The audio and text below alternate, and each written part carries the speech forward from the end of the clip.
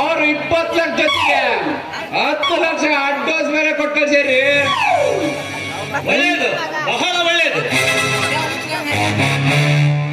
ಕಳಿಸಿದ್ರಾಯ್ತು ಬಿಡು. ಎಲ್ಲಿಯವರೆಗೂ ಈ ಪ್ರಪಂಚದಲ್ಲಿ ಕುಡಿಯುವವರು ನಮ್ ಗಾಂಜಾ ಬೆಳೆಯೋ ಹೊಲದ ಮಗ್ಲ ಧರ್ಮರಾಜಂದ 2 ಎಕರೆ ಹೊಲ ಐತೇರಿ. ಅದು ಹೆಂಗಾರ ಮಾಡಿದ ತಗೊಂಡ್ಬಿಟ್ರ ಗಾಂಜಾ ಬೆಳಿಲಿಕ್ಕೆ ಜಾಸ್ತಿ ಭೂಮಿ ಸಿಗಂಗಾಗತ್ ನೋಡ್ರಿ. ಆದ್ರೆ ಅವನ ಹತ್ರ ಕೇಳಿದರೆ ನ್ಯಾಯ ನೀತಿ ಧರ್ಮ ಅಂತ ಇಷ್ಟು ತಮಾಷೆ ಬೀತಾನೆ. ಮೇಲಾಗಿ ಹೊಲ ಕೊಡುವ ಹಾಗೆ ಕಾಣ್ತಾ ಇಲ್ಲ.